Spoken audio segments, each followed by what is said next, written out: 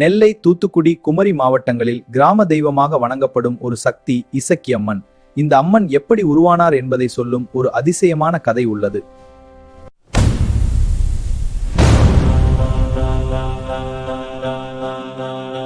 பழகை நல்லூர் என்ற அமைதியான கிராமத்தில் ஒரு விசித்திரமான கதை தொடங்குகிறது. பழகை நல்லூர் என்ற ஊரில் சிவகாமி என்ற தாசி வாழ்ந்து வந்தாள். அவளுக்கு திருகண்ட நட்டுவன் என்ற மகன் இருந்தான். அவன் தினமும் சிவாலயத்தில் பக்தி பாடல்கள் பாடுவான். சிவகாமிக்கு ஒரு பெண் குழந்தை வேண்டும் என்ற ஆசை. ஐயனே, எனக்கு ஒரு பொன் குழந்தை கொடு. ஈசனின் அருளால் ஒரு அழகான பெண் குழந்தை பிறந்தாள். அவளுக்கு லட்சுமி என்று பெயர் வைத்தார்கள்.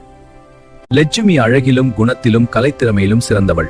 நாட்டிய கலையை மிகவும் நன்றாக கற்றாள். இது நம்ம வாழ்க்கை லட்சுமி, இத மறுக்காதே. இது நமக்கான வாய்ப்பு, அதை ஏத்துக்கோ. இல்லை அம்மா, நான் இந்த வாழ்க்கையை விரும்பவில்லை.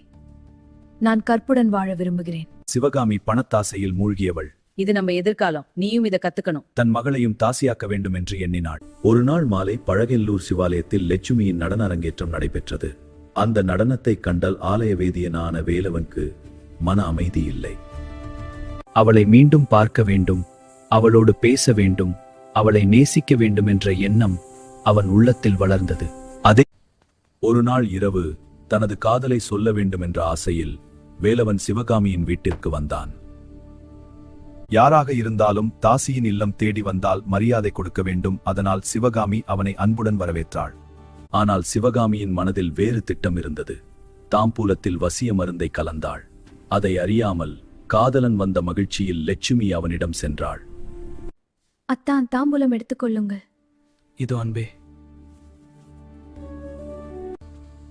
இவ்வாறு லட்சுமி மற்றும் வேலவனின் தொடர்பு நாளுக்கு நாள் வளர்ந்து கொண்டே சென்றது. இப்படி இருந்தால் தன் மகள் தன் வழியில் வரமாட்டாள் என்று உணர்ந்தாள் சிவகாமி. மகளே, உன்னை காண வரும் வேலவனிடமிருந்து நீ பணத்தை பெற வேண்டும். நான் உன்னை போன்ற தாசி அல்ல. அவரிடம் என் மனதை பறி கொடுத்து விட்டேன். அவரை மனம் புரிந்து வாழ்வேன். திருமணம் செய்தால் கணவனிடமிருந்து வாங்குவாயல்லா, அப்படியே இவனிடமும் வாங்கு. தாயின் வார்த்தைகளில் மறைந்திருந்தது வஞ்சகம். சரி அம்மா, அப்படியே செய்றேன். அன்றிலிருந்து தினமும் மாலை ஆலய நடை சாத்திய பின் அவன் அடிக்கடி தாசியின் இல்லமே கதி என கிடந்தான். காதலும் ஆசையும் வசியமும் வேலவனை முழுவதும் கட்டி போட்டுவிட்டது.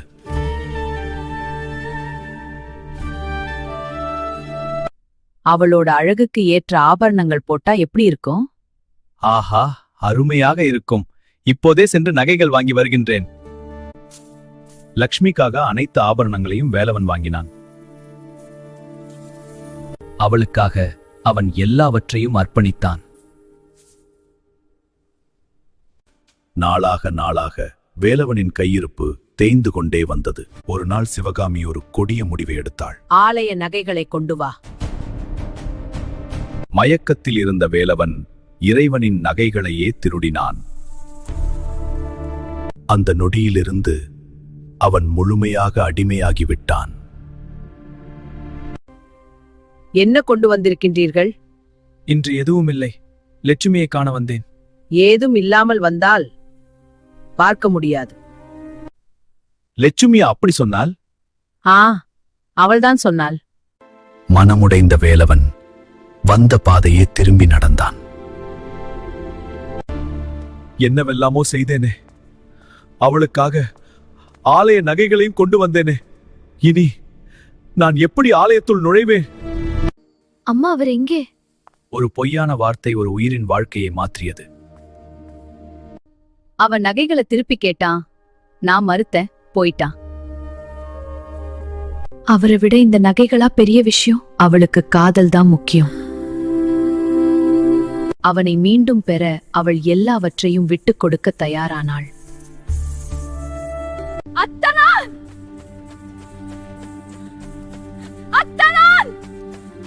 பாவ உணர்ச்சி அவனை ஓட வைத்தது. அழைத்தும் அவன் திரும்பி பார்க்கவில்லை.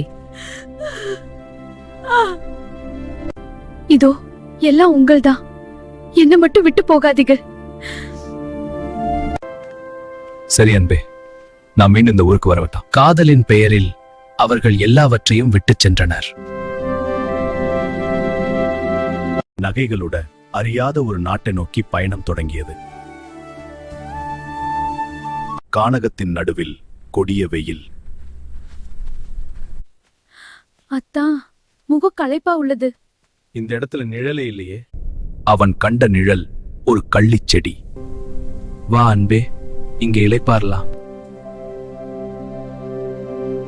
பேராசை, பயம், பாவம் அவனுள் போராடத் தொடங்கின. அந்த ஒரு முடிவு ஒரு உயிரின் விதியை மாற்றப் போகிறது.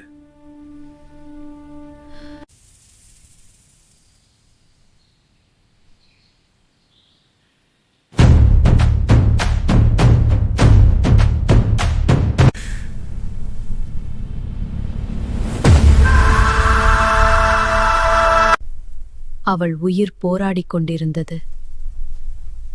அவள் இறந்தாள். ஆனால் அவள் சாபம் உயிருடன் இருந்தது. என் தங்கையே எங்கே இருக்கிறாய்? தன்னுடைய தங்கைக்கு நடந்த துயர சம்பவம் பற்றி அறியாமல் லக்ஷ்மியின் அண்ணன் அவளை தேடி அலைகிறான். என் தங்கையே எங்கே இருக்கிறாய்? தங்கையின் இறந்த உடல் கண்டு துடிதுடித்தான். அன்பு இழந்த வேதனை அவனையும் உயிரை இழக்க வைத்தது. உன்னை நம்பி வந்தவளை நீ ஏமாற்றிக் கொன்றாய்.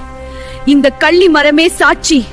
எத்தனை ஜென்மம் எடுத்தாலும் உன்னை நான் விட மாட்டேன். லக்ஷ்மியின் சாபத்தை சிறிதும் மதிக்காமல் வேலவன் அவளுக்கு செய்த பாவம் துரோகத்தை மறந்து புதிய வாழ்க்கை வாழ கனவு கண்டான். அவன் செய்த பாவம் அவனையே விழுங்கியது. அவள் சாதாரண பெண் இல்லை, பழிவாங்கும் சக்தியாக மாறினாள். அந்த லட்சுமிதான் பின்னர் நீலியானாள். அவள் பழிவாங்கியது எப்படி தெரியுமா? இறந்தும் மனம் தளராத லட்சுமியின் ஆவி ஈசனிடம் சென்றது.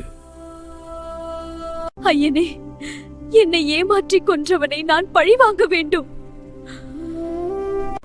அடுத்த பிறவியில் நீ அவனை சந்தித்து பழிவாங்குவாய். அவ எப்படி பழிவாங்கினாள் தெரியுமா?